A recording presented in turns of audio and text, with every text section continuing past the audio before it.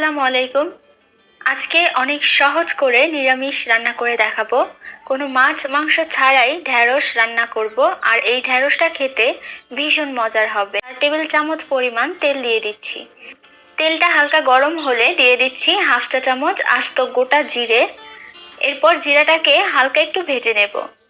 হালকা ভাজা হয়ে গেলে দিয়ে দিচ্ছি 4 থেকে 5টা পেঁয়াজ কুচি। পেঁয়াজটাকে এবার হালকা নেড়ে ভেজে নিচ্ছি। অতিরিক্ত ভাজতে হবে না, জাস্ট পেঁয়াজটা নরম হলেই হবে। পেঁয়াজটা যখন এরকম নরম হয়ে যাবে দিয়ে দিচ্ছি ঢ্যাঁড়স। ঢ্যাঁড়সটাকে আমি এরকম করে কেটে নিয়েছি, আর এখানে হাফ কেজি পরিমাণ ঢ্যাঁড়স আছে। এইবার এই ঢ্যাঁড়সের মধ্যে আমি টমেটো কুচি দিয়ে দেব। এখানে 2টা টমেটো আমি কেটে নিয়েছি ছোট ছোট করে, এটাও দিয়ে দিচ্ছি। এখন একটু নেড়ে মিশিয়ে নিচ্ছি যাতে নিচে লেগে না যায়, আর চুলার আঁচটা মিডিয়াম থেকে কমে আছে।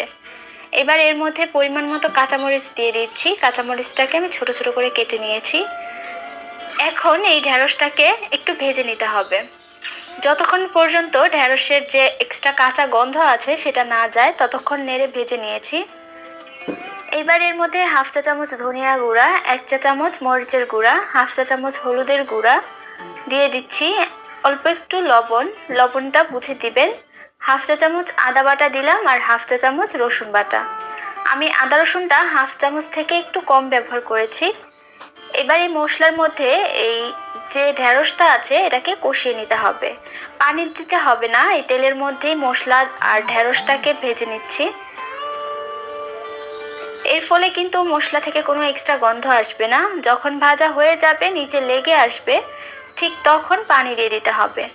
পানিটা অল্প পরিমাণ দিয়ে এবার ঢ্যাঁড়সটাকে কষিয়ে নিতে হবে। যখন দেখবেন পানিটা এরকম শুকিয়ে গেছে তখন বুঝে নিতে হবে কষানো হয়ে গেছে। আর এখানে 2টা বড় সাইজের আলু আমি সেদ্ধ করে নিয়েছি। এবার এটাকে এরকম করে ম্যাশ করে দিয়ে দিচ্ছি। আলুটাকে সেদ্ধ করে এরকম ম্যাশ করে দিলে কিন্তু খাবারের স্বাদটা খুবই ভালো আসে, আর ঝোলটা একটু গাঢ় হয়। এখন আলুটাকেও ভেজে নিচ্ছি। যতক্ষণ না নিচে এই আলু আর ঢ্যাঁড়স লেগে যায় কড়াইতে ততক্ষণ পর্যন্ত এগুলোকে ভাজতে হবে। কিছুক্ষণ পর দিয়ে দিচ্ছি পরিমাণ মতো পানি। পানিটা এমনভাবে দিতে হবে যে ঢ্যাঁড়সটা হালকা ডুবে আছে, দেখতেই পাচ্ছেন।